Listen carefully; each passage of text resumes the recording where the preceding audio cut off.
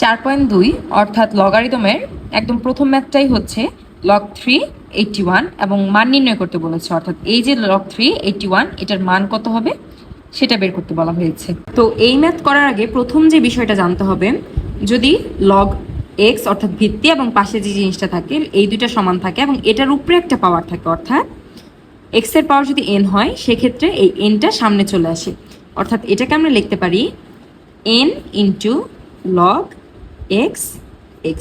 কেন? কারণ এই যে আমার পাওয়ার, এই পাওয়ারটা সামনে চলে আসবে।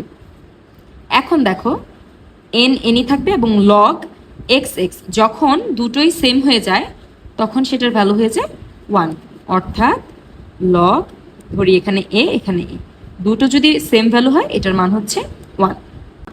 তাহলে এই ম্যাথটা দেখো, এখানে অলরেডি 3 ভিত্তিক আছে, এটাকে তো আমরা চেঞ্জ করতে পারবো না, কিন্তু এই 81টাকে এমনভাবে লিখতে পারবো যাতে একটা পাওয়ার আসে এবং নিচে ভিত্তি 3 থাকে, অর্থাৎ লগ এখানে 3। এখন আমার 81কে ভাঙতে হবে, এখানে যেহেতু 3 লিখেছি আমাকে এখানেও 3 লিখতে হবে। এখন তোমরাই ভাবো যে 3-র উপরে পাওয়ার কত দিলে 81 হয়।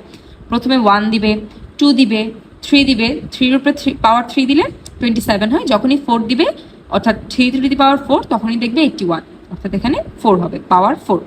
এখন আমরা কি জানি, কোনো কিছু পাওয়ার থাকলে সেটা সামনে চলে আসবে লগের ক্ষেত্রে, তাহলে 4টা সামনে চলে আসবে এবং পেছনে রয়ে যাবে লগ 3 ভিত্তিকে 3।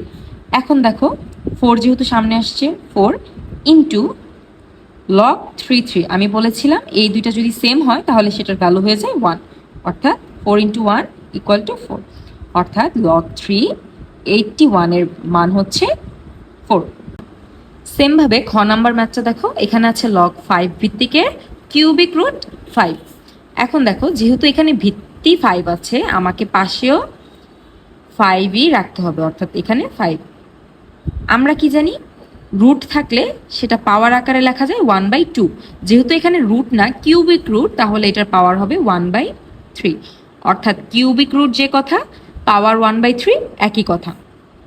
এখন দেখো 1/3টা সামনে চলে আসবে এবং log 5 এপাশে থাকবে, এটুকের মান হচ্ছে 1 কারণ দুইটা সেম, অর্থাৎ 1/3 ইন্টু 1 ইকুয়াল টু 1/3, অর্থাৎ log 5 ভিত্তিকের কিউবিক রুট 5 এর ভ্যালু হচ্ছে 1/3।